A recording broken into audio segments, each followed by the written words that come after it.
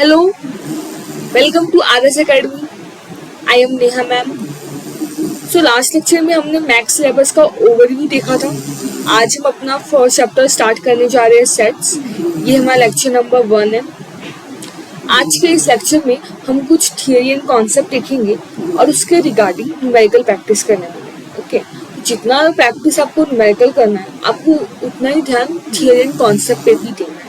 क्योंकि अगर एक बार आपका थियरी एंड कॉन्सेप्ट स्ट्रॉन्ग हो जाएगा तो आप कोई भी न्यूमेरिकल सॉल्व कर सकते हो। ओके, तो स्ट्रिक्टली इस सीरीज को फॉलो कीजिए एंड डेफिनेटली अगर आप मुझे स्ट्रिक्टली फॉलो करोगे तो आपका जो 11 मैथमेटिक्स है उसका फाउंडेशन बहुत ही स्ट्रॉन्ग है।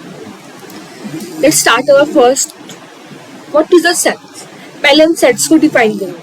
तो sets is a well defined collection of object. Sets का होता है ये एक कलेक्शन है ऑब्जेक्ट का जो कि वेल डिफाइंड होना चाहिए। कैसा होना चाहिए?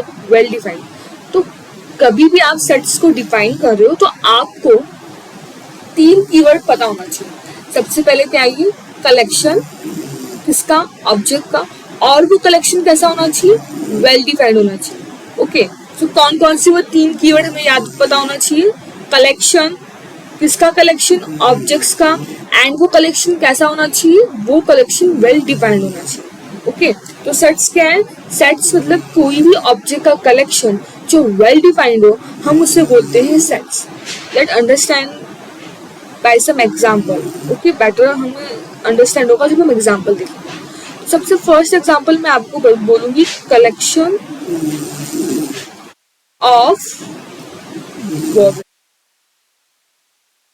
क्या करना है हमें कलेक्शन ऑफ वॉवेल्स होता है। अच्छा, आप बताइए ये कैसा कलेक्शन है? ऑब्वियसली ये कलेक्शन वेल डिफाइंड है।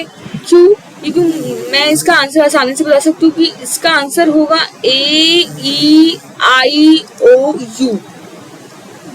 जो वॉवेल का कलेक्शन है वो ये 5 लेटर ही होने वाले। कौन कौन से? AEIOU। मतलब ये जो कलेक्शन है वो वेल डिफाइंड है और इसका जो आंसर है वो पर्सन टू पर्सन चेंज भी नहीं हो रहा। सबके लिए यही आंसर होने वाला है। तो ऐसा सेट जो वेल डिफाइंड हो, जो पर्सन टू पर्सन चेंज ना हो उसका आंसर, हम उसे क्या बोलते हैं? We are say that this is a set. ये हमारा सेट। अब हम देखेंगे हमारा next example. What is our next example? हमारा नेक्स्ट एग्जाम्पल होगा collection of all good teachers in your class। क्या? Collection of all good teachers in your class. अच्छा, अब आप मुझे ये वाला क्वेश्चन का आंसर करो। तो लेट्स सी, मैंने आपकी क्लास में पूछा तो आपका जो फ्रेंड है उसके लिए गुड टीचर्स कोई और हो सकता है। आपके लिए आपकी वो कंडीशन होगा कि आप किस बेसिस पे गुड टीचर्स देखते हो। तो मतलब आपके फ्रेंड को कोई XYZ टीचर पसंद है एंड आपको कोई ABC टीचर पसंद है। तो इसका जो आंसर हो गया वो क्या हुआ? वो पर्सन टू पर्सन वेरी हुआ, पर्सन टू पर्सन चेंज हुआ। और ऐसा सेट्स जिसका answer person to person vary करता है उसको हम बोलते हैं कि ये सेट्स नहीं है। क्यों नहीं है? क्योंकि मैंने क्या बोला?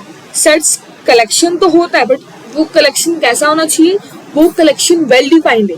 तो ये जो सेकंड क्वेश्चन है हमारा एग्जांपल, इसमें हमें गुड टीचर्स का कलेक्शन तो मिल रहा है बट वो कलेक्शन क्या है? वो कलेक्शन वेल डिफाइंड नहीं है। और जो कलेक्शन वेल डिफाइंड नहीं होता है वो हमारा सेट्स नहीं होता। इसमें क्या हो रहा है? इसमें मेरा answer person to person change हो रहा है। सो ऐसा कलेक्शन जिसमें answer person to person change हो, वेल डिफाइंड ना हो, हम उसे बोलते हैं this is not a set. क्या है ये सेट्स नहीं है। तो आपको क्या याद रखना है? A very important point is that if our collection is change from person to person, क्या हो रहा है? मेरा collection person to person change हो रहा है। तो आपको बोलना है कि ये एक सेट्स नहीं है क्योंकि सेट्स में मेरा answer person to person change नहीं होने वाला है। ओके, आई होप आपको ये समझ में है। लेट्स सी, कुछ एग्जाम्पल सॉल्व करेंगे और तो आपका ये जो कॉन्सेप्ट है वो और क्रिस्टल क्लियर होने वाला है। Okay, let's start from our first example. पहला एग्जाम्पल क्या है हमारा? Our first example is the collection of all the months of a year beginning with letter J. Okay, क्या बोला है? हमारे पास एक ऐसा कलेक्शन है जो मंथ का नेम है वो हमेशा लेटर जे से बिगिनिंग हो रहा है। ओके, तो टोटल 1 ईयर में कितने मंथ होते हैं हमारे पास? टोटल हमारे पास 12 मंथ। उसमें भी हमें किसका कलेक्शन बनाना है? हमें ऐसे मंथ का कलेक्शन बनाना है जो कि लेटर जे से स्टार्ट हो। किससे स्टार्ट हो? लेटर जे से। तो ऐसे कौन कौन से मंथ जो लेटर जे से स्टार्ट होता है? सबसे पहला है हमारा जनवरी, फिर है हमारा June and last one is our July. 3 जो मंथ है किससे शुरू होता है? हमारा जे से स्टार्ट होता है। तो मैं किसी को भी क्वेश्चन पूछूंगी तो collection of all month of year beginning with letter J, इसका आंसर मुझे क्या मिलने वाला है? Jan June July. That means ये कैसा कलेक्शन है? ये एक वेल डिफाइंड कलेक्शन है। पहला क्या? Well defined. और इसका जो आंसर है वो पर्सन टू पर्सन चेंज नहीं होगा, ये person to person same answer होने वाला है। मैं आपसे पूछूं या आपके बाजू वाले फ्रेंड से पूछूं या आपकी किसी नेक्स्ट क्लास से पूछूं, मुझे एक ही आंसर मिलने वाला है, January June and July. Okay, तो दैट मीन्स मेरा फर्स्ट क्वेश्चन का मुझे आंसर क्या मिला कि yes it is a set. Okay, now what is our second question? Second question है the collection of 10 most talented writers of India. क्या पूछेंगे? हमारे पास एक ऐसा कलेक्शन है जो कि इंडिया के 10 मोस्ट टैलेंटेड राइटर उसमें हमें बताना है। अच्छा, अब आप बताइए, अब राइटर टैलेंटेड है या नहीं, ये हमारे चॉइस पे बेस होता है। सबके लिए टैलेंटेड, सबका मन फेवरेट राइटर कोई ना कोई होगा। ये जो आंसर है वो पर्सन टू पर्सन वेरी करेगा। तो ऐसा आंसर जो पर्सन टू पर्सन वेरी करे, हमने उसे क्या बोला कि ये सेट से क्यों नहीं है? क्योंकि ये जो कलेक्शन दिया गया है ये वेल डिफाइंड नहीं है। और जब कलेक्शन वेल डिफाइंड नहीं है, पर्सन टू पर्सन वेरी करता हो, तो वो क्या होता है? वो जो कलेक्शन है वो सेट्स नहीं होता। ओके, सेकंड क्वेश्चन हमारा क्या है? This is not a set. अब थर्ड क्वेश्चन देखते हैं। थर्ड क्वेश्चन में क्या दिया है? A team of 11 best cricket batsman of the world. हमें वर्ल्ड के 11 बेस्ट क्रिकेट बैट्समैन का नाम बताना है। ओके, अब जो बेस्ट क्रिकेट बैट्समैन है ऑल ओवर वर्ल्ड वो पर्सन टू पर्सन वेरी होगा। मुझे कोई और पसंद होगा, XYZ पर्सन, आपको कोई ABC पर्सन पसंद होगा, आपके फ्रेंड को कोई MNO पर्सन पसंद होगा। यानी कि सबके जो फेवरेट है, जो सबके लिए बेस्ट क्रिकेट बैट्समैन है, वो हर एक पर्सन के लिए अलग अलग है, सबका आंसर अलग होगा इस केस में। तो ऐसा सेट जो वेल डिफाइंड ना हो, जो पर्सन टू पर्सन वेरी हो, हम उस कलेक्शन को क्या बोलेंगे कि this collection is not a set. I hope आपको ये बात समझ में आ गई होगी। लास्ट वन, हम फोर्थ वन अगर देखें तो ये कौन सा है? ये है the collection of all natural number less than 100। हमें किसका कलेक्शन बताना है? हमें ऐसा कलेक्शन बताना है जिसका आंसर लेस देन 100 हो। ओके, अब नेचुरल नंबर कहाँ से स्टार्ट करते हैं? हम 1 से। 1 2 3 अप टू 99। ये क्या है? ये पूरा कलेक्शन है हमारा नेचुरल नंबर्स का जो कि लेस देन 100 है। तो मैं ये जो कलेक्शन है, ये कैसा कलेक्शन है? ये वेल डिफाइंड कलेक्शन है, ये पर्सन टू पर्सन चेंज भी नहीं हो रहा। दैट मीन्स ये जो है वो क्या है? This is a sets. Next last question हमारा है the collection of all even integer. हमें कौन सा कलेक्शन बताना है? हमें एक ऐसा कलेक्शन बताना है जो कि इवन इंटीजर हो। अब इवन इंटीजर मतलब क्या? इवन मतलब क्या? 2 4 6 8। तो इवन इंटीजर स्टार्ट तो 2 से होगा बट एंड कहाँ तक होगा? And undefined number. हमें खुद नहीं पता कि ये नंबर कहाँ तक। ओके, तो जो फिफ्थ का जो आंसर है हमारा, ये भी क्या? ये भी वेल डिफाइंड है, सबके लिए आंसर यही होने वाला है। ये पर्सन टू पर्सन चेंज नहीं होगा। और ये जो कलेक्शन है ऑल इवन इंटीजर नंबर का, ये भी क्या? ये वेल डिफाइंड है। दैट मीन्स कि जो हमारा फिफ्थ क्वेश्चन है इसका भी आंसर क्या होगा? कि this is a set. I hope आपको सारे क्वेश्चंस अच्छे से समझ में आ गया, और आपको अभी आपको कोई पूछा कि व्हाट इज अ सेट, तो आप इसका आंसर कर सकते हो। क्या है सेट? सेट एक कलेक्शन है। किसका कलेक्शन है? ये ऑब्जेक्ट का कलेक्शन है। जो ये कलेक्शन है ऑब्जेक्ट का, ये कैसा होना चाहिए? ये वेल डिफाइंड होना चाहिए। इसी को हम बोलते हैं सेट्स। आई होप आपको कॉन्सेप्ट क्लियर होगा।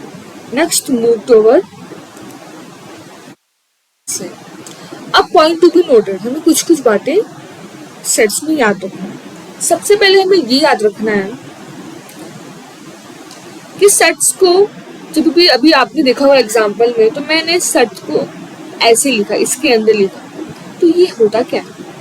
ये होता है, हम इसे बोलते हैं कर्ली ब्रेसेस। क्या?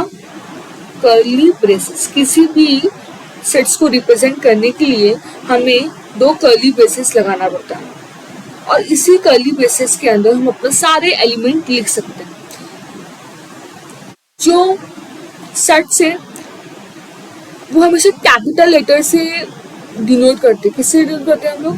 Sets denote by capital letter, A से लेकर जेड तक जितने भी लेटर हैं उसमें से जितने हमारे कैपिटल लेटर है वो किस लिए यूज करते हैं? Why we use this? To denote a set. इसको डिनोट करने के लिए सेट्स को, जो अंदर जो भी एलिमेंट होते हैं हम उनको क्या बोलते हैं? या तो हम उन्हें ऑब्जेक्ट बोल सकते हैं, या फिर हम उन्हें एलिमेंट बोल सकते हैं, या फिर हम बोल सकते हैं मेंबर। अब जैसे कि हमने फर्स्ट एग्जांपल में लिया था AEIOU, तो ये क्या है?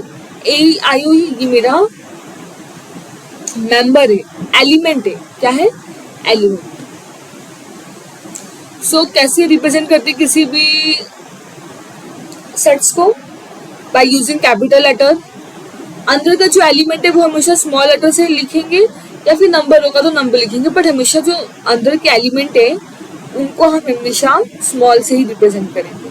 हमेशा हमें हमारा जो सेट है उसका जो एलिमेंट है वो कर्ली ब्रेसेस के अंदर ही रिप्रेजेंट करना होता है। तो ये सारे जो पॉइंट्स आपको पता होना चाहिए।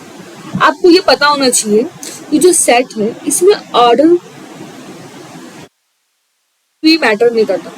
Order not matter. मतलब क्या इस बात? अगर मैंने फॉर एग्जाम्पल एक एग्जाम्पल देती हूँ, मैंने लिखा B इज इक्वल टू 1 2 3। मैंने लिखा वापस से C is equal to 2 3 1।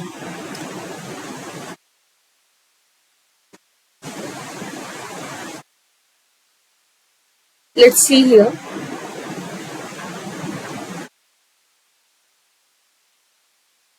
One minute. अब आप लोग मुझे बताओगे, यहाँ पे जो 1 2 3 लिखा है, 2 3 1 लिखा है, क्या ये दोनों अलग अलग सेट है?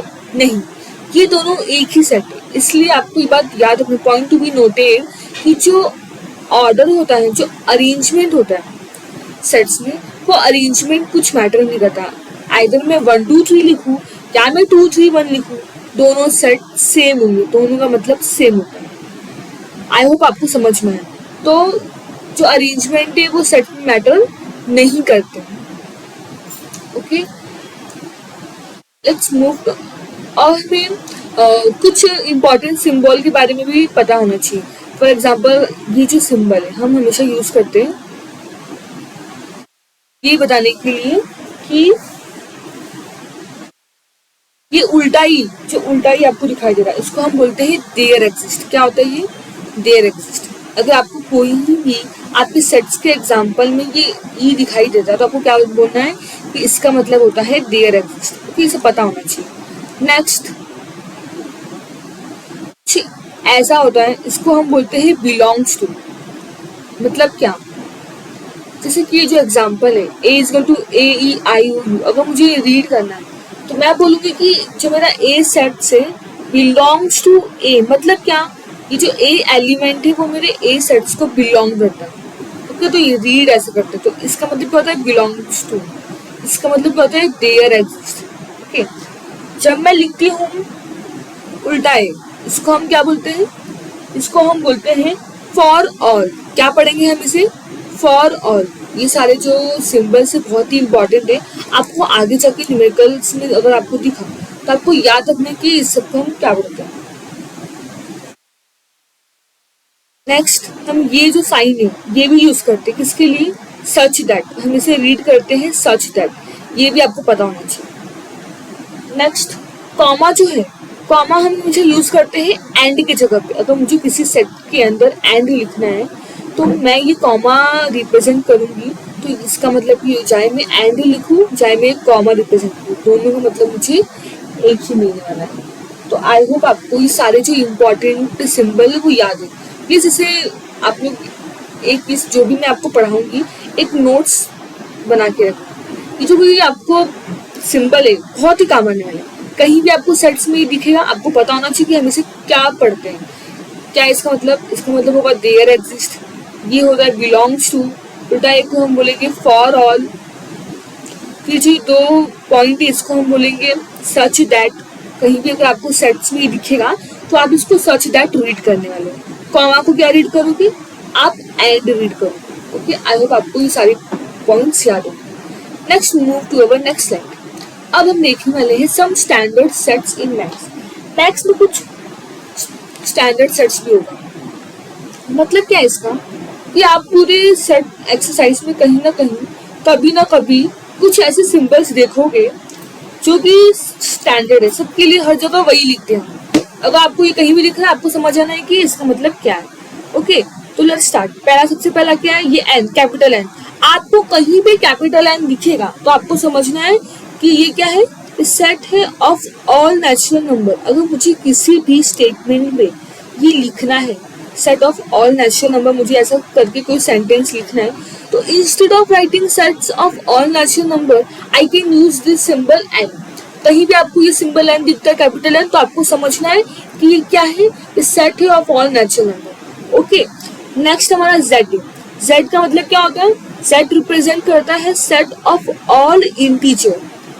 अब नेचुरल नंबर क्या होता है? इंटीजर्स का होता है। हमने हमारे पिछली क्लासेस में देखा है, जब आप लोग 8th-9th में होंगे तो आपको ऐसा पढ़ाएगा। क्या होता है natural number? Natural number start from 1 2 and it's and on infinity. सबसे स्मॉलेस्ट नेचुरल नंबर 1 होता है और सबसे लार्जेस्ट जो है वो इंफिनिटी। ना वो अभी तक डिटरमाइन नहीं किया कि वो एक्चुअली एग्जैक्टली वो कौन सा नंबर, वो इनफाइनाइट तक जाता है। सेट ऑफ ऑल इंटीजर्स, आपने नंबर लाइन देखा होगा जहाँ पे बीच में कुछ जीरो होता है और राइट साइड हमें पॉजिटिव नंबर देखने को मिलता है 1 2 3 एंड हमें लेफ्ट साइड कुछ नेगेटिव नंबर देखने को मिलता है। तो ये सारे हमारे इंटीजर्स होते हैं। अगर आपको किसी भी सेट्स में इंटीजर्स दिखाना है तो आप जेड सिंबल का यूज कर सकते हैं। नेक्स्ट हमारा होता है क्यू। ये क्या होता है? ये होता है set of all real number. क्या? जितने भी रियल नंबर है इसका अगर इसका सेट्स हमें बताना है तो हमें लिखना होता है क्यू। नाउ जेड प्लस मतलब क्या? Set of all positive integer. क्या? Set of all positive integer. याद रखना है पॉजिटिव इंटीजर में आपको जीरो को काउंट नहीं करना, हमेशा याद रखना है जीरो एक न्यूट्रल नंबर है। कैसा नंबर है? जीरो एक न्यूट्रल है, ना ही वो पॉजिटिव होता है और ना ही वो नेगेटिव होता है। तो जो भी पॉजिटिव इंटीजर का सेट है, ये जो आपको दिख रहा है 1 2 3, ये सारे हमारे पॉजिटिव इंटीजर्स। तो अगर हमें ये सेट, अगर हमें कहीं पॉजिटिव इंटीजर शो करना है तो हम क्या लिखेंगे? Z plus. सेम अगर हमें नेगेटिव इंटीजर बताना होगा तो क्या लिखेंगे हम लोग? जेड माइनस लिखेंगे। ओके, और क्यू प्लस का रिप्रेजेंट करेगा? क्यू प्लस रिप्रेजेंट करता है sets of all positive rational number. Same जैसे हम क्यू को मैंने बताया, Q is the sets of all rational number. Sorry, यहाँ पे लिखने पे गलती हो गई। Let's try.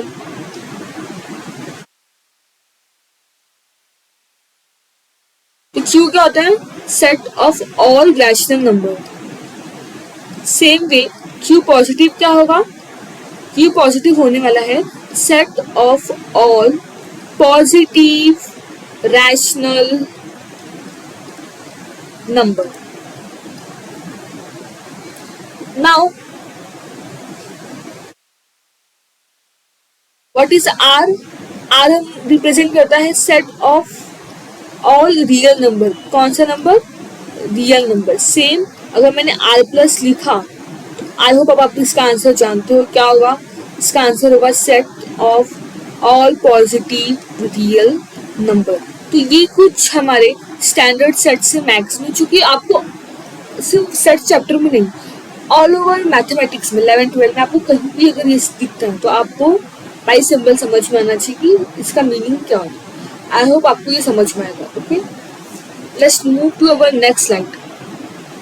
नाउ अभी तक हमने क्या देखा कि what is representation, what is the sets. अभी तक हमने सेट्स को डिफाइन किया. हमने ये आइडेंटिफाई करना सीखा कि कौन सा कलेक्शन सेट्स होता है और कौन सा कलेक्शन सेट्स नहीं होता है. फिर हमने कुछ पॉइंट नोटेट किया. क्या क्या पॉइंट नोटेट किया कि अरेंजमेंट मैटर नहीं करता, कैसे हम लिखते हैं सेट को, कैसे लिखते हैं जस्ट एक बार रिकॉल कर लेते हैं by introducing curly braces. Curly braces लिखना होता है हमें. और क्या, हमेशा जो सेट है उसको किससे दिखाते हैं हम लोग? सेट्स को हमेशा कैपिटल लेटर से दिखाते हैं, जबकि उसके एलिमेंट को कैसे दिखाएंगे? स्मॉल लेटर से दिखाएंगे. अगर नंबर होगा तो नंबर लिखेंगे. तो ये सारी बातें जो आपको याद रखनी है, हमने ये भी देखा.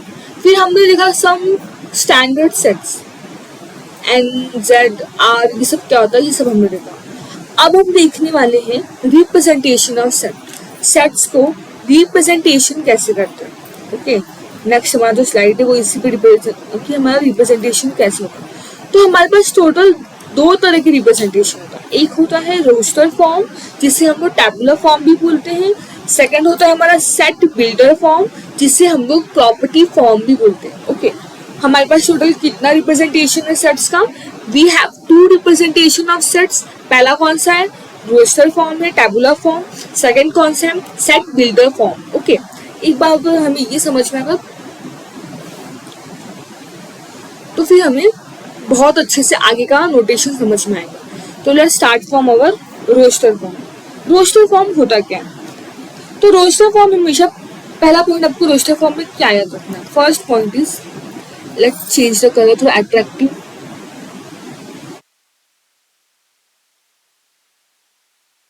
Let's start from, okay start किया तो कंटिन्यू करते हैं. ग्रीन. Let's start. तो फर्स्ट पॉइंट, रोस्टर फॉर्म में आपको सबसे पहला क्या याद रखना है कि ये स्टार्ट होता है, start and with curly braces.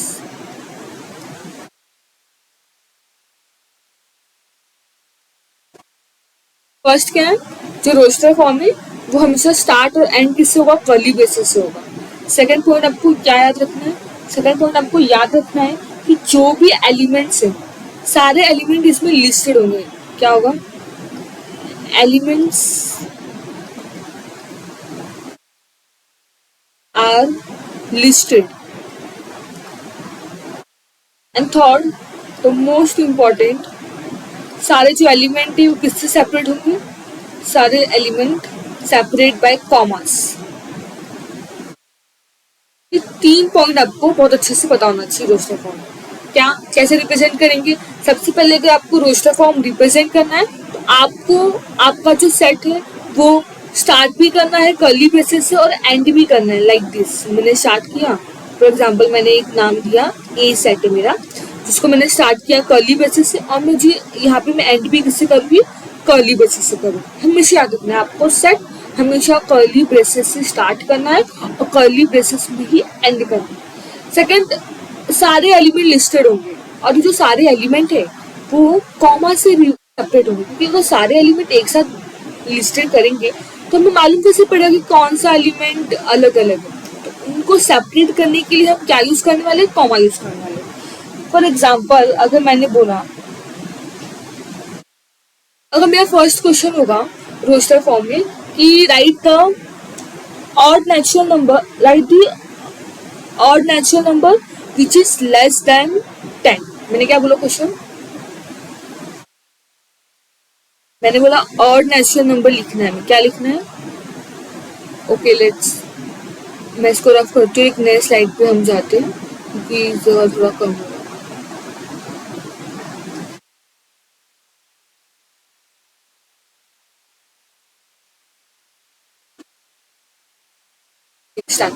मैं यहाँ पे लिखती हूँ क्वेश्चन. क्वेश्चन क्या बोला मैंने?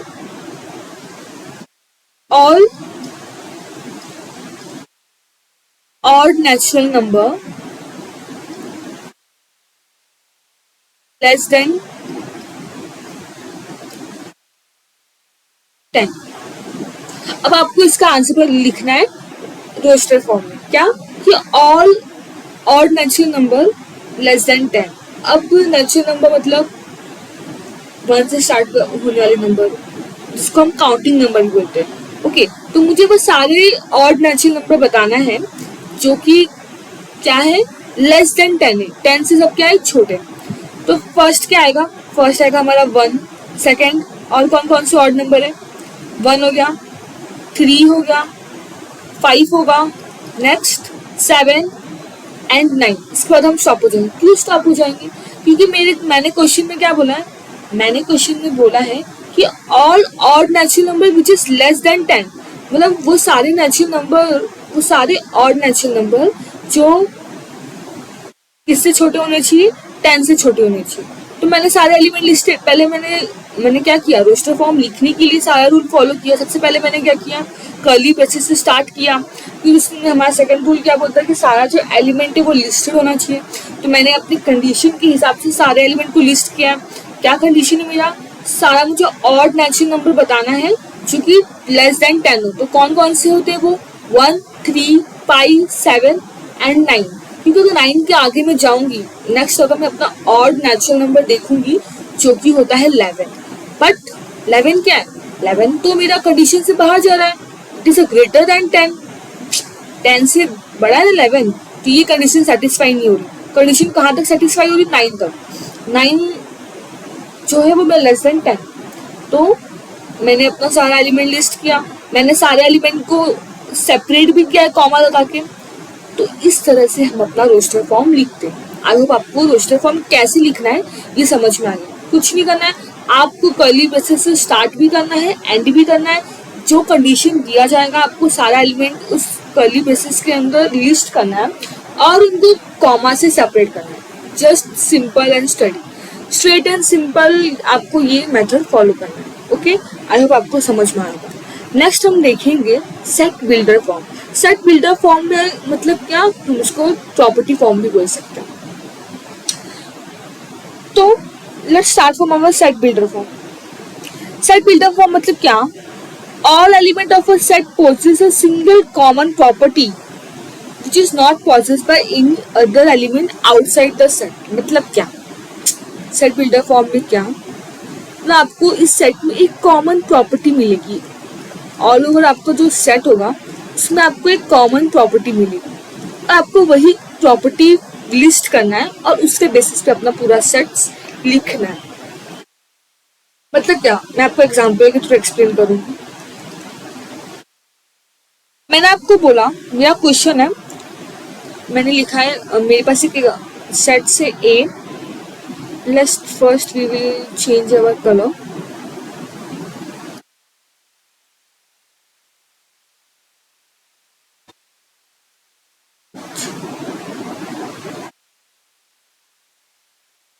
Okay.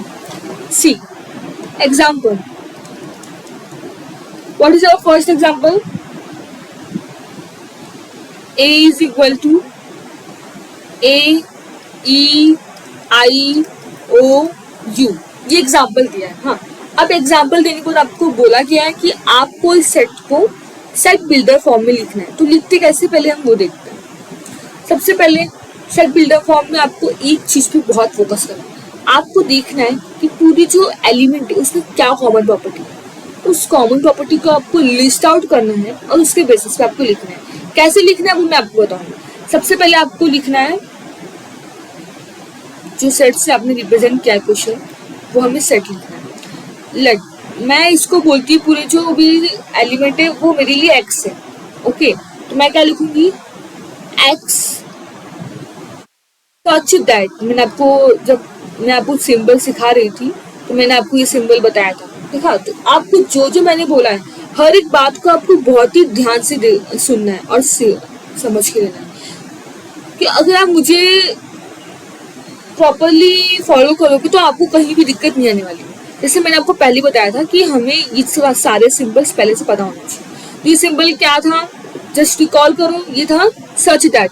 तो हम कैसे रीड करेंगे, पहले हम लिखेंगे जो भी हमारा सेट होगा हम उसे एक नोटेशन देंगे। मैंने इस सेट को बोला एक्स, एक्स सच दैट। ये जो एक्स है क्या है, आपको क्या लग रहा है, ये सेट देख के आपको क्या क्या लॉजिक समझ में आ रहा है। तो आपको ये सेट देख के ये लॉजिक समझ में आ रहा होगा कि अरे ये जो ए ई आई ओ यू है ये तो एक वॉवल होता है।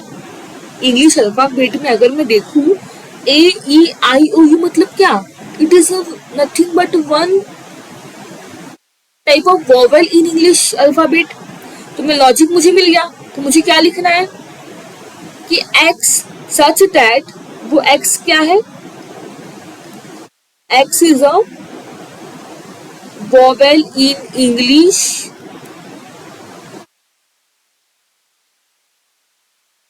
अल्फाबेट। आई होप आपको समझ में आया कैसे क्या करना है।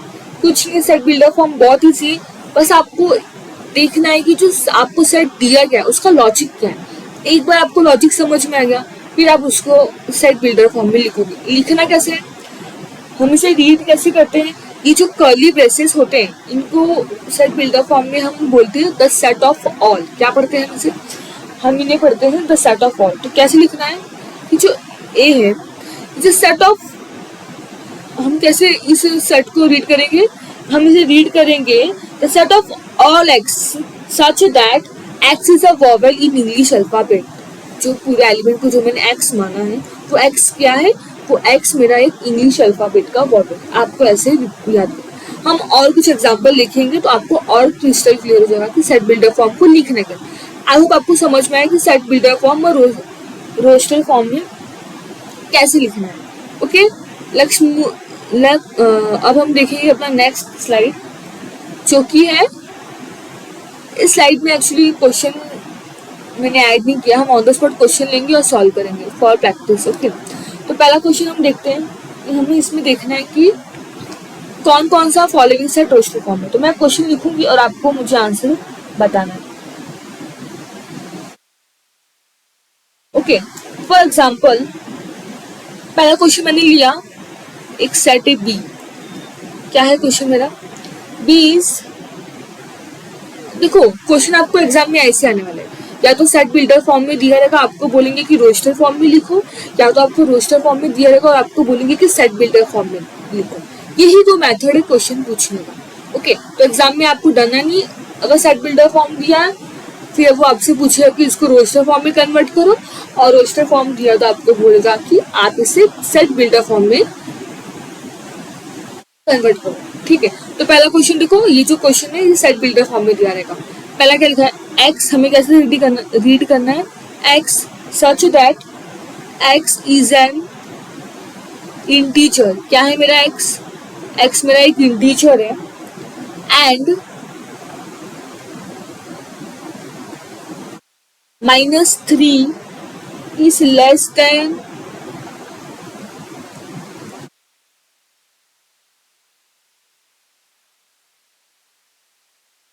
ओके। तो ये मेरा क्वेश्चन है। क्वेश्चन क्या बोल रहा है कि x सच दैट x क्या है, x ये जो है ये एक इंटीजर है, एंड जो x का है वो कहाँ से कहाँ तक वेरी कर रहा है, x इज ग्रेटर देन और equal to -3 but less than 7। Condition क्या है हमारी x की, x का जो रेंज है वो कहाँ से कहाँ वेरी कर रहा है, x जो है वो -3 से ग्रेटर है और इक्वल भी है, बट 7 से क्या है, वो सिर्फ 7 से लेस देन है। ठीक है, ये कंडीशन है। अब मुझे कंडीशन समझ में आ गई, अब मुझे इसको सेट बिल्डर फॉर्म में लिखना है। तो मैं लिखूंगी कैसे, सो आई विल राइट बी, कैसे लिखना था हमें, रोस्टर फॉर्म का रूल क्या था कि हमें इसे स्टार्ट किससे करना है, कर्ली ब्रेसेस से, एंड किससे करना है, कर्ली ब्रेसेस से। ओके, तो बताओ रूल के हिसाब से क्या है, मेरा एक्स कहाँ से कहाँ वेरी कर रहा है, x is very from, x greater है -3 से और इक्वल भी है, मतलब -3 लिखेंगे और क्या है उसके बाद क्या आएगा, -2, -1, 0, 1, 2, 3, 4, 5, 6। आपके मन में ये क्वेश्चन आना चाहिए कि यहाँ पे मैंने -3 लिखा बट यहाँ पे मैंने 7 क्यों नहीं लिखा। द रीजन इज, अगर यहाँ पर भी =2 होता, यहाँ पे -3 क्यों लिखा है, क्योंकि एक्स का कंडीशन ऐसा है कि वो -3 से इक्वल भी है और लेस देन भी है, बट 7 के साथ उसका रिलेशन क्या है, 7 के साथ जो एक्स का रिलेशन है वो सिर्फ इतना ही है कि वो लेस देन है, 7 के साथ और कोई रिलेशन नहीं। एक्स का -3 के साथ कैसा रिलेशन है, एक्स का जो रिलेशन -3 के साथ है वो =2 का भी है और ग्रेटर देन का भी है, बट 7 का क्या है, 7 का रिलेशन सिर्फ लेस देन का है। इसीलिए ये जो भी आपको इसका आंसर कहाँ मिलेगा, अगर आपको ये नंबर लाइन याद होगा तो नंबर लाइन के बीच में क्या मिलता है, 0, फिर उसके बाद लेफ्ट साइड क्या मिलेगा, नेगेटिव नंबर -1, -2, -3, -4 और फिर यहाँ पे होता है ∞ तक नंबर जाती है। सेम पे अगर मैं यहाँ पे 0 के राइट साइड में जाऊंगी तो मुझे क्या मिलेगा, 1, 2, 3, 4, 5, 6, 7 ... और यहाँ पे होगा मेरा पॉजिटिव इन्फिनिटी। ओके, नाउ इसने बोला क्या था, अगर मैं आपको इस नंबर लाइन के थ्रू समझाने की कोशिश करूँ तो कैसे समझना है। देखो आपको पता है कि मेरा एक्स का रेंज क्या है, -3 के इक्वल भी है और ग्रेटर देन भी है, तो -3 कहाँ पे है हमारे पास, ये हमारा -3 है, तो -3 आएगा, क्यों लिखेंगे -3, अगर यहाँ पे =2 नहीं होता तो हम -3 नहीं लिखते, हम डायरेक्ट कहाँ से शुरू करते, -2 से शुरू करते, बट जबकि यहाँ पे =2 दिया है इसलिए हम पहले क्या लिखेंगे, -3 भी लिखेंगे, ग्रेटर देन -3, तो -3 से ग्रेटर कौन है, -2, -1, कि -4 क्यों नहीं ग्रेटर है, क्योंकि नेगेटिव नंबर में हमेशा लेस देन नंबर वाले ज्यादा बड़े होते हैं। ओके, अगर आप लोग -3 और -2 हैं तो आप ये नहीं बोलोगे कि -3 ग्रेटर है, कौन ग्रेटर है, -2 ग्रेटर है, क्यों, क्योंकि हम जब भी नंबर लाइन को फॉलो करते हैं, लेफ्ट से हम राइट की तरफ मूव करते वक्त जो राइट के नंबर होते हैं वो ज़्यादा बड़े होते हैं। या फिर आप एक कॉमन सा लॉजिक है कि भाई जिसके पास नेगेटिव नंबर का यही कॉन्सेप्ट है हमेशा कि जो नंबर बड़ा है वो हमेशा छोटे वाले, मतलब इसमें आपको जो दिखता है उसका उल्टा है। हाँ, आप उससे अगर एक ट्रिक से मैं आपको बताऊं तो कैसे याद रखना है कि कौन नंबर बड़ा है कौन नंबर छोटा है। तो नेगेटिव में क्या होता है, जो नंबर बड़ा दिख रहा है वो छोटा होता है और जो छोटा दिख रहा है वो बड़ा होता है। ओके, आई होप आप समझ हो। सिंपल सा कॉन्सेप्ट है कि नंबर लाइन में देखना है आपको, अगर जो नंबर लेफ्ट से राइट की तरफ जा रहा है वो बड़ा होता है और राइट से लेफ्ट की तरफ आते हुए हमारे नंबर क्या हो जाते हैं, छोटे हो जाते हैं। ठीक है, तो इसकी कंडीशन क्या बोला, एक्स का -3 के इक्वल भी है और -3 से बड़ा भी है। तो पहले हम -3 लिखेंगे, -3 से बड़ा कौन सा है, मैंने क्या बोला, लेफ्ट से राइट जाएंगे तो नंबर लाइन में नंबर इंक्रीज होता है, तो -3 के बाद राइट में जाओ, क्या मिलेगा आपको, -2, फिर -1, फिर 0, 1। कंडीशन आपको कहाँ तक रुकना है, कब तक चलेगी, जैसे आपका कंडीशन 7 से लेस देन सेटिस्फाई करेगा, आपको क्या करना है, वहाँ पे स्टॉप हो जाना। ठीक है, तो 0 लिखेंगे, 1 लिखेंगे, 2, 3, 4, 5, 6, 7 क्यों नहीं, यहाँ पे =2 भी नहीं है और ये भी कंडीशन है कि मेरा, तो फिर हम यहाँ पे यहीं तक रुक जाएंगे। आई होप आपको ये समझ में आएगा। एक और एग्जाम्पल देखते हैं। सेकंड एग्जाम्पल हमारा होगा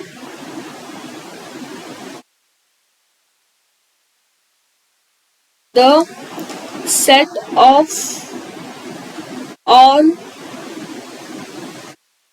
letters in word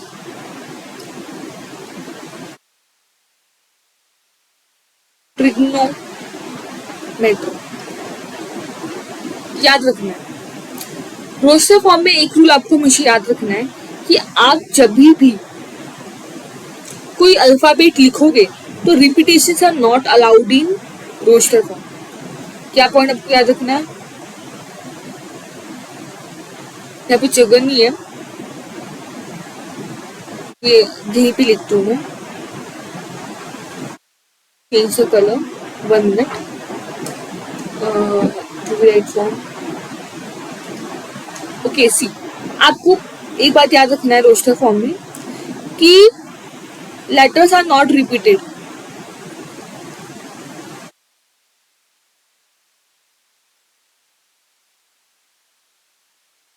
always remember कि आप जब भी कोई भी सेट लिखोगे, कोई भी सेट में अगर आपको कोई लेटर लिखना है तो उस लेटर में अगर कोई एक अल्फाबेट, कोई भी वर्ड में अगर कोई भी लेटर आपका रिपीटेशन हो रहा है तो आपको उसको मेंशन नहीं करना है। आपको इस एग्जांपल के थ्रू समझ में आएगा, क्योंकि मैं आपको जो भी एग्जांपल सॉल्व कराऊंगी तो सारे का एक ही रूल होगा कि आपको कितना ज्यादा से ज्यादा कॉन्सेप्ट समझ में आ रहा है, ठीक है। तो इसके थ्रू आपको ये वाला कॉन्सेप्ट समझ में आएगा कि कैसे लेटर रिपीट नहीं करना है। अभी मुझे रोस्टर फॉर्म में लिखना है, तो पहले मैं इसमें कर्ली ब्रेसेस से ओपन करूंगी। मेरा क्वेश्चन क्या बोल रहा है? मेरा क्वेश्चन ये बोल रहा है कि जो सेट है मेरा of all letter in word trigonometry, मुझे ट्रिग्नोमेट्री का एक सेट बनाना है रोस्टर फॉर्म में। तो फिर सिंपल सा मुझे लिखना है ट्रिग्नोमेट्री। तो पहले मैं क्या लिखूंगी? टी कॉमा, अब क्या है इसमें? Just wait 1 minute.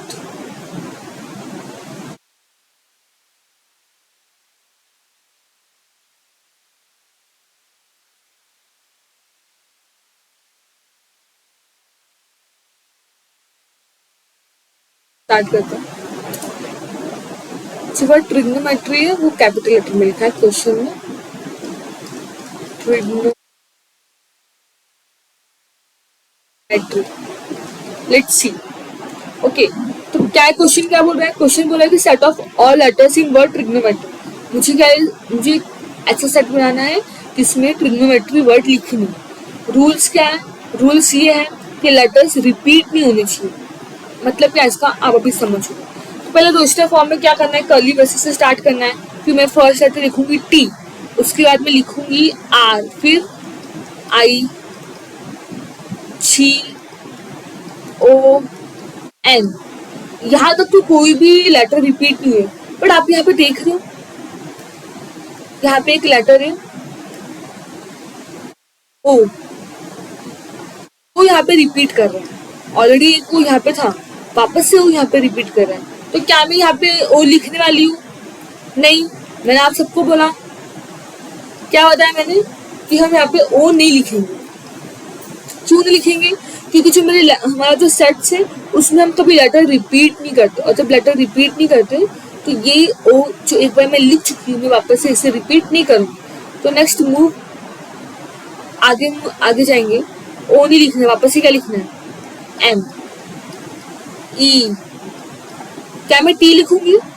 क्या बताया मैंने अभी? जस्ट रिकॉल करो। नहीं, मैं टी नहीं लिखूंगी। क्यों नहीं लिखूंगी? क्योंकि letters are not repeated in sets. Sets में लेटर रिपीट नहीं होता है। आपको याद रखना है कि आपने ऑलरेडी एक बार टी लिख लिया है स्टार्टिंग में, तो क्या वापस से आप टी लिखोगे? No, we will not write two T, हम नहीं लिखेंगे। तो जस्ट आगे बढ़ते हैं। आर, अच्छा, अरे हमने आर भी लिखा था, आर भी लिखा था पहले, तो वापस से आर नहीं लिखा तो क्या होगा? आंसर आपका रॉन्ग हो जाएगा। फोकट का आपका मार्क्स आप लूज करोगे। तो क्या आपको लिखना है? हमेशा याद रखना है, सेट्स लिखते वक्त आपको लेटर्स रिपीट नहीं करने। जब आप रोस्टर फॉर्म में लिखोगे तो आपको जो वर्ड्स होंगे उसमें आपको रिपीटेड लेटर्स बार बार नहीं लिखना है, आपको लेटर्स एक ही बार लिखना है। तो क्या मैं वापस से आर को लिखूंगी? नहीं, we will not write R. आगे जाते हैं। आगे क्या है? एक और बचा भी वाई। हाँ, वाई तो अभी तक हमने कहीं वाई लिखा नहीं, तो हम वाई लिख सकते हैं। ओके, तो लिख के तो हमारा इसका आंसर रेडी क्या है? TRIGONMEY। ये हो गया मेरा सेकंड का आंसर। आई होप आपको सारे कॉन्सेप्ट क्लियर हो गए। क्या है रोस्टर फॉर्म में? जस्ट एक रिकॉल करो। सबसे पहले याद रखना है कर्ली ब्रेसेस से स्टार्ट करना है, एंड करना है। आपको हर जैसे जो भी आपको कंडीशन दिया जाएगा, सारे कंडीशन का आपको इस कर्ली ब्रैकेट के अंदर आपको हर एक एलिमेंट को लिस्ट आउट करना है, कॉमा से सेपरेट करना है। एक और क्या बात आपको याद रखनी है कि अगर आपको कोई वर्ड लिखने के लिए बोला है, उस वर्ड में आपको लेटर रिपीट नहीं करना है। Letters are not repeated in rose time. Okay, I hope आपको समझ गया। Next let's see some example of set builder form. हम सेट बिल्डर फॉर्म का भी कुछ एग्जांपल लेते हैं। ओके, तो एग्जांपल में हम देखेंगे पहला क्वेश्चन क्या दिया है। पहला दिया 3, 6, 9, 12। ओके, तो फर्स्ट ऑफ ऑल इसका आंसर हम लिखते हैं। Let's change our marker which colour we use.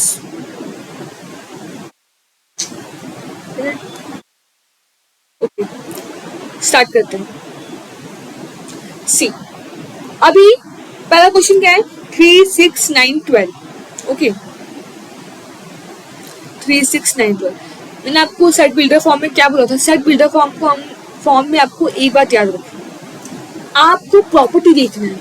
एक बार आपको प्रॉपर्टी क्लिक हो गया तो आप आगे का बहुत आसानी से कर लो। आपको पैटर्न रिकॉग्नाइज करना है कि किस पैटर्न में हमें वो सेट दिया गया है। तो फर्स्ट को देखिए आपको क्या लग रहा है, 3, 6, 9, 12। मुझे इतना समझ में आ रहा है कि भाई ये कोई नंबर का सीक्वेंस है ना, कुछ तो है। देखते सोचो क्या है, 3 है, 6, 9, 12 क्या हो सकता है। पहले बात तो मुझे ये समझ में आ गया है कि ये मेरा इंटीजर, ये सारे जो नंबर है मेरे, ये मेरे नेचुरल नंबर है ना, रीडिंग काउंटिंग नंबर है। हाँ, मतलब कि जो मेरा नंबर है वो नेचुरल नंबर को बिलोंग करता है। ओके, तो सबसे पहले लिखने का तरीका क्या है। सबसे पहले हम इसको, मैं ए कॉल करती हूँ। मेरे पास एक minute, just 1 minute. Okay, start करते हैं। सबसे पहले मैं इसको ए कॉल करूंगी, मेरे पास कोई एक सेट। ओके, अब मैं क्या लिखूंगी, मैं इस एलिमेंट को मैंने एक्स, जरूरी नहीं कि आप एक्स वाई जेड कुछ भी लिख सकते हो, ये आप पे डिपेंड करता है। मैं लिख रही हूँ एक्स। पहले हमें जो भी एलिमेंट है उसको कुछ डिनोट करना है, तो मैंने क्या किया, मैंने इसे एक्स बोला। एक्स सच दैट ना, सेकंड रूल हमारा यही है। क्या है हमारा सेकंड रूल, सच दैट लिखना। ठीक है, तो हम लिखेंगे such that, x such that. अब आपको बताना है कि ये एक्स किसको बिलोंग कर रहा है, ये एक्स किसको बिलोंग कर रहा है। अगर आप लोग ध्यान से देखो, ये 3, 6, 9, 12, क्या ये आपको, अगर आप लोग 2-3 बार से देखोगे तो क्या आपको ये 3 का मल्टीपल नहीं लग रहा। अरे हाँ, ये 3 का मल्टीपल है। मतलब इसको मैं बोल सकती हूँ कि ये मेरा, व्हाट इज गोइंग देयर, ये मेरा, एक मिनट, मैं वापस से रेफर पे लिखती हूँ। स्टार्ट। पहले हमें क्या करना था, पहले हम लिखे कि ये जो एलिमेंट है वो क्या है, वो एक्स है। फिर क्या लिखेंगे, सच दैट। फिर क्या लिखेंगे कि ये जो एक्स है, ओके, ये जो एक्स है इसका प्रॉपर्टी क्या है। तो जब मैंने इसको बहुत बार देखा, रिकॉग्नाइज किया, तो मुझे समझ में आया कि ये तो 3 का मल्टीपल है। क्या ये 3 का मल्टीपल है, यानी कि ये क्या, ये तो 3 है नहीं। 3 है मतलब क्या, कि मैं अगर इसको 1 से मल्टीप्लाई करूंगी तो मुझे क्या मिलने वाला है, मुझे मिलने वाला है 3। मैं इसे 2 से मल्टीप्लाई करूंगी तो मुझे क्या मिलेगा, मुझे मिलने वाला है 6।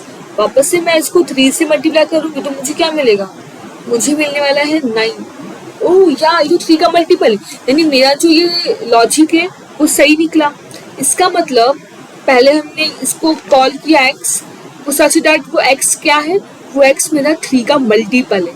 अब आपको बताना है कि ये एन क्या है। मैंने आपको बोला था कि कॉमा क्यों लिखते हैं, जब हमने साइन का वो जो पॉइंट टू बी नोटेड पढ़ा तो मैंने आपको ये साइन बताया, पहला सच दैट वाला, सेकंड साइन क्या था हमारा, कॉमा। कॉमा मतलब क्या, एंड।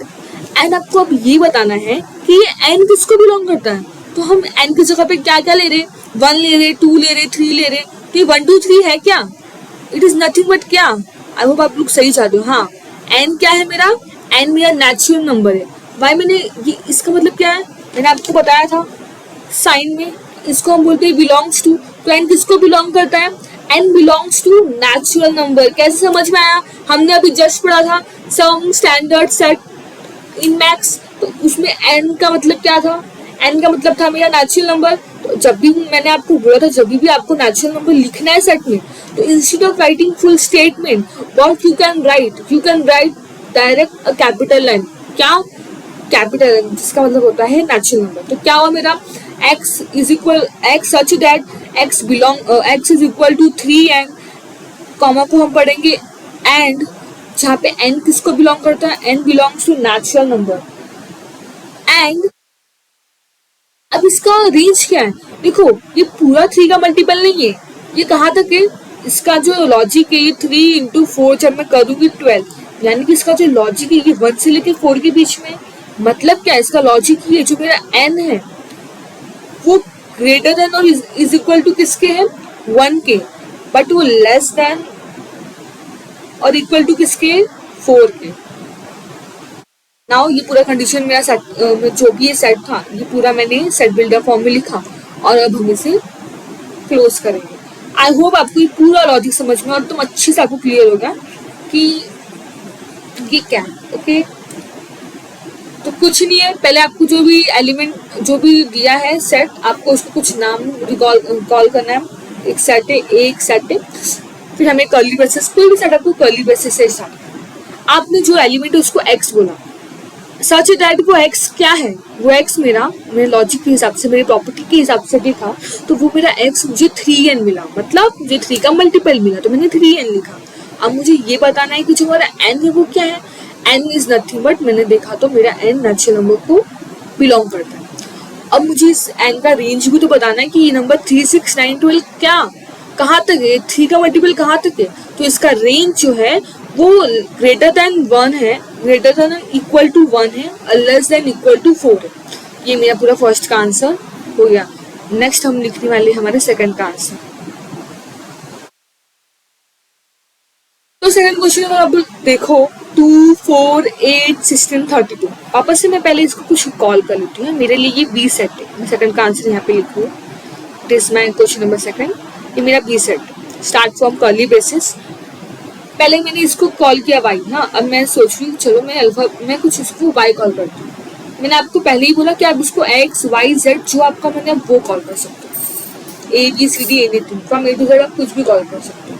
तो मैं अब इसको जो एलिमेंट है मैंने इसको वाई कॉल किया, सच दैट। अब मुझे बताना है कि मेरा वाई है क्या। अब प्रॉपर्टी देखो, अब यूज करो तो लॉजिक लगाओ। सेट बिल्डर फॉर्म में सिर्फ लॉजिक का खेल है। आप एक बार जो आपको सेट दिया गया है, एक बार आपने उसको डिकोड किया, जैसे आप डिकोड जैसे आपने डिकोड किया आपका आंसर ऑन द स्पॉट आपके सामने।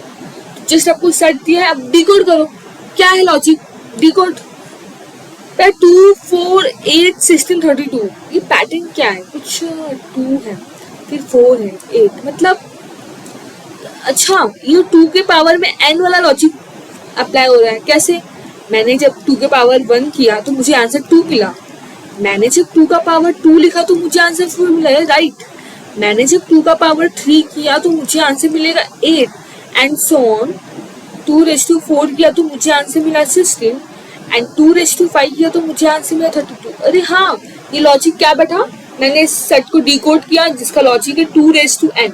तो मेरा y क्या है, माई y is nothing but 2n।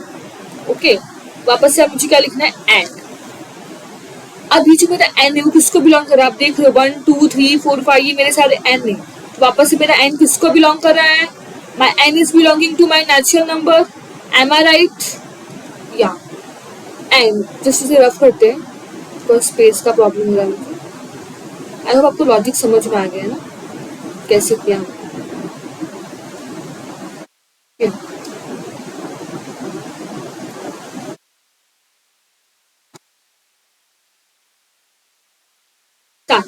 तो पहले हमने y such that y is equal to 2 का पावर n, ये लॉजिक अप्लाई किया। n क्या है मेरा, n belongs natural number and. अब इस n का रेंज क्या, आपको हर बार पहले कुछ कॉल करना है, फिर वो है क्या, लॉजिक क्या, वो लिखना है। फिर आपको बताना है कि वो एन किसको बिलोंग करता है। अब आपको उसके बाद उसका रेंज भी डिफाइन करना है, क्योंकि अगर आप रेंज डिफाइन नहीं करोगे तो हमें मालूम कैसे पड़ेगा कि इसका स्टार्टिंग पॉइंट क्या और एंडिंग पॉइंट क्या है। तो रेंज डिफाइन करते हैं। तो लेट्स स्टार्ट, मैंने एन लिखा। अब N is greater than less than, ये वो हमको इसका बताना है। तो एन ग्रेटर देन किससे, greater than is equal to 1 है, और साइन थोड़ा उल्टा हो गया है तो स्टार्ट करती हूँ। एन जो है वो मेरा less than is equal to 5, मतलब मेरा जो एन का रेंज है वो ग्रेटर देन इक्वल टू 1 है and less than equal to 5 है। उसके बाद हम लोग अपना ब्रैकेट क्लोज करेंगे, कर्ली ब्रेसेस क्लोज करेंगे, क्योंकि हम लोग को बताना है कि जो भी हमें क्वेश्चन दिया गया था वो पूरा हमने डिकोड कर दिया। ओके, आई होप आपको ये क्वेश्चन अच्छे समझा है। नेक्स्ट हम थर्ड करते हैं। थर्ड वन क्या है, मैंने वापस से इसको एक सी नाम दिया, मैं वापस से कर्ली ब्रेसेस लगाऊंगी। आप अगर देखोगे क्या है क्वेश्चन में मेरा 5, 25, 125, 625, मैं वापस से एक्स, मैं बोलती हूँ सारे एलिमेंट मेरे लिए एक्स। फिर आपको सारा स्टेप याद रखना है। एक सेट पहले क्या करना है, कर्ली ब्रेसेस अप्लाई करना है। जो भी एलिमेंट दिया आपको, कोई भी आपको जो भी अल्फाबेट लिखना है, आप इसे वो अल्फाबेट दो। मैंने इसको एक्स किया, मैंने इसको एक्स कंसीडर किया। अब क्या करना है, सच दैट का साइन लगाना है, वो भी लगाया मैंने। अब मुझे बताना है कि ये मेरा एक्स है क्या, व्हाट इज माय एक्स। देखो क्या है question, just decode this logic. क्या करूँ मैं, 5 दिया, 25 दिया, 125 दिया, 625 दिया, प्रॉपर्टी। देखो जितना जल्दी आप प्रॉपर्टी समझने लगे सेट्स में कि क्या लॉजिक लगाना है, आपको बस वो लिखना है और आपका काम हो जाएगा। तो मैंने जब देखा कि 5, 25, 125, अगेन आई थिंक ये तो 5 के पावर n है। वाई, क्योंकि अगर मैंने 5 raised to 1 लिखा तो मुझे आंसर 5 मिलेगा। मैंने 5 raised to 2 लिखा तो मुझे आंसर 25 मिलेगा। मैंने 5 raised to 3 लिखा तो मुझे आंसर 125 मिलेगा। मैंने 5 raised to 4 लिखा तो मुझे आंसर 625 मिलेगा। ओ या, इसका मतलब क्या, फटाक से मैंने लॉजिक डिकोड किया कि वो 5 raised to n। अब ये n किसको बिलोंग कर रहा है, सेम थिंग, मेरा n किसको बिलोंग कर रहा है, 1 2 3 4। तो ये 1 2 3 4 है क्या, it is nothing but a natural number. वापस से मुझे इस n का रेंज बताना है। एक मिनट, ज्यादा बड़ा कर दिया वैसे तो मुझे बाकी की चीजें लिखनी पड़ेगी। 5 n जो है, ओके बंदे, जो मेरा n है किस, वो ग्रेटर देन इक्वल टू किसके, 1, और लेस देन इक्वल टू किसके, कहाँ तक है हमारा, 1 2 3 4 ना, क्योंकि 4 के बाद तो कुछ है ही नहीं। तो ये हो गया मेरा कर्ली ब्रेसेस क्लोज। आई होप आपको समझ में आएगा कि कैसे किया। ओके, फोर्थ मुझे कमेंट में बताओगे कि फोर्थ का क्या है।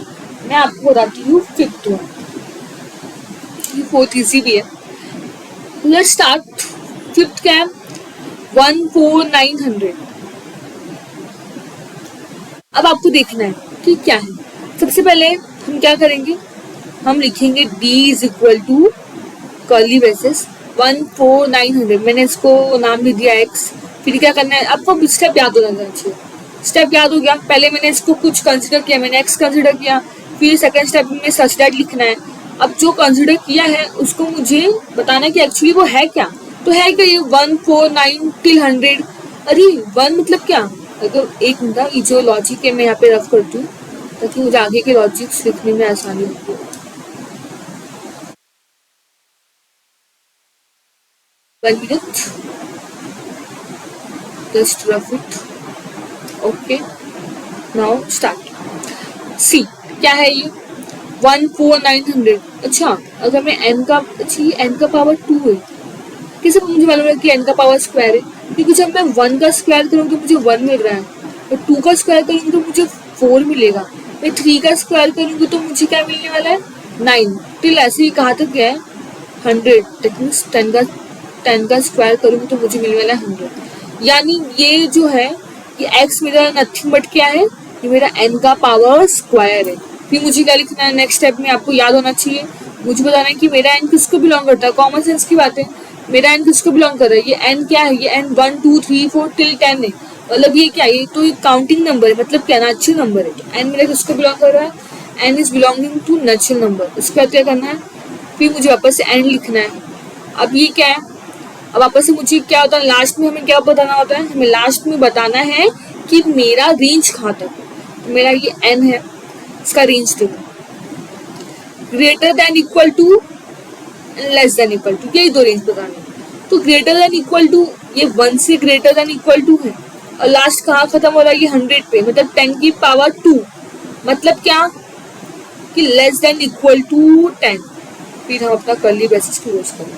क्यों हमने इक्वल टू 10 लिखा, अगर यहाँ पे 81 होता मतलब 9 का स्क्वायर, तब मैं लिखती लेस देन 10। क्या लिखती मैं, less than 10। I will never write equal to 10। क्यों, क्योंकि उस वक्त मुझे यहाँ पे मेरा केस चाहिए होता 81, पर जबकि यहाँ पे 100 है, तो मुझे यहाँ पे इक्वल टू लगाना पड़ेगा।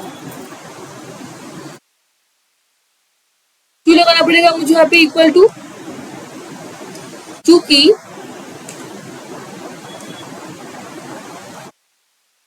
एक मिनट है, सब मैं रफ करती ताकि तो ज्यादा समझ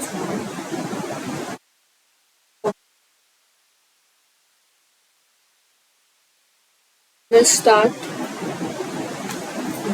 ओके, तो समझ में आ रहा है, मैंने यहाँ पे इक्वल टू क्यों लिखा, सिर्फ मैंने लेस देन क्यों नहीं लिखा। लेस देन कब होता, जब यहाँ पे 81 होता। अगर यहाँ पे सिर्फ 81 है, तो मेरे पास कंडीशन क्या है, क्या है मेरे पास कंडीशन, मेरे पास कंडीशन ये है,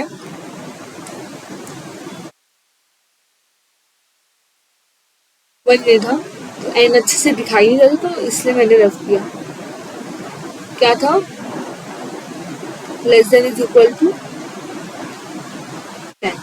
यहाँ पे कंडीशन क्या थी हमारी, less than is equal to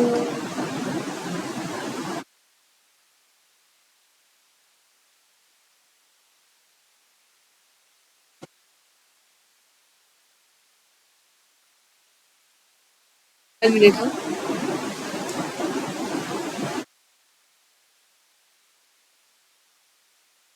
ये वाला कंडीशन क्या था हमारा, N is less than equal to 4। Let's see, तो मैं कहाँ पे थी, यहाँ पे, कि मैं आपको ये एक्सप्लेन कर रही थी कि यहाँ पे मैंने लेस देन इक्वल टू 10 क्यों लिखा है। रीजन बिहाइंड दैट, अगर यहाँ पे 81 होता क्या होता, फॉर एग्जाम्पल यहाँ पे 81 होता इंस्टेड ऑफ 100, तो मैं यहाँ पे सिर्फ लिखती लेस देन इक्वल टू 10। सिर्फ यहाँ पे मैं लेस देन लिखती हूँ। क्यों मैं लेस देन लिखती, बिकॉज मेरे पास उसमें 81 होता तो मुझे 10 की कोई जरूरत ही नहीं है। अच्छा, मुझे 10 की कोई जरूरत ही नहीं है, तो मैं वहाँ पे 10 क्यों लिखूंगी, मैं तो सिर्फ यही लिखने वाली हूँ ना कि यहाँ पे लेस देन 10। बट यहाँ पे हमारे कंडीशन में क्या है, हमारे कंडीशन में यहाँ पे 100 है। दैट मीन्स कि मुझे यहाँ पे लिखना पड़ेगा जो मेरा n है वो greater less than equal to 10 और ग्रेटर देन इक्वल टू 1। ये हमारी कंडीशन है। आई होप आपको समझ में आएगा। तो आज का लेक्चर यही तक था। तो आज हमने क्या क्या पढ़ा, व्हाट इज सेट, सेट को हम लोग कैसे आइडेंटिफाई करते हैं कि कोई भी कलेक्शन सेट है या नहीं, ये देखा हमने। फिर हमने देखा कौन कौन से पॉइंट हमें पता होना चाहिए, कौन कौन सा सिंबल हमें पता होना चाहिए। फिर हमने कुछ स्टैंडर्ड सेट्स देखे। फिर हमने रिप्रेजेंटेशन देखा, कौन कौन सा रिप्रेजेंटेशन देखा, सेट बिल्डर फॉर्म देखा, रोस्टर फॉर्म देखा, और फिर हमने उस पर बहुत सारी कुछ क्वेश्चन सॉल्व किए। आई होप आप सारे कॉन्सेप्ट क्रिस्टल एंड क्लियर हो चुके हैं। तो आज का लेक्चर मैं यहीं पे खत्म करती हूँ। For more details you can visit our website www.rsaghaziabad.com and you can contact us also. Thank you so much for today lecture. और इसी तरह से आप हमारे साथ जुड़े रहिए। सारा लेक्चर डेली बेसिस पे दिया जाएगा। आपको सिर्फ जितना पढ़ाया जा रहा है उतना डेली बेसिस पे सॉल्व करना। Definitely you will improve your self in maths. Okay, thank you.